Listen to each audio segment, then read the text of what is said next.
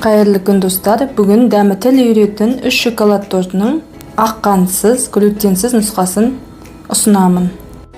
Каналыма тіркеліп, лайк, коммент жазуды ұмытпаңыздар. Алдағы уақытта осындай рецепттермен бөлісіп отырамын. 3 жұмыртқаға кокос қантын қосып араластырамыз. Үстіне ерітілген сармай мен сүтті қосып, тағы да араластырамыз. Әмбебап глютенсіз ұн, какаоны тағы қопсытқышты қосып, 3 бөліп жұмыртқа массасына қосып араластырамыз. Формамызды майлап немесе пергамент қағазын төсеп, қамырды құйып 180 градуста 20-30 минуттай пісіреміз. Бисквит суыған соң осылай шетін кесіп тастаймыз.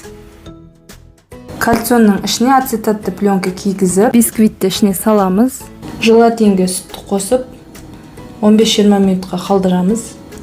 Жұмыртқаның сарысына қантты қосып араластырамыз. Ыдысымызға сүтті құйып қайнатамыз.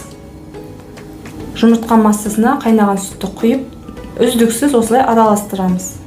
Қайтадан оны плитаға қойып, баяу отта осылай үздіксіз араластыра отырып 3-5 минуттай қайнатамыз. Оттан шығарған бойда бірден желатин мен шоколадты қосамыз. Тез-тез осылай араластырамыз. Ыдысымызға құйып суытамыз. Салқын кілегейді қоюланғанша осылай миксерлейміз.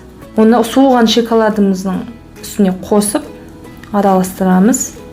Бисквиттің үстіне құямыз. Мұздатқышқа 30-40 минутқа қойып аламыз. Молочный шоколад пен ақ шоколадты тура осылай жасаймыз, тек шоколад қана өзгереді. 6-8 сағатқа тоңазытқышқа қойып қоямыз. Мінекей торт дайын. Менің арнама жазылуды ұмытпаңыздар. Баршаңызға ас болсын.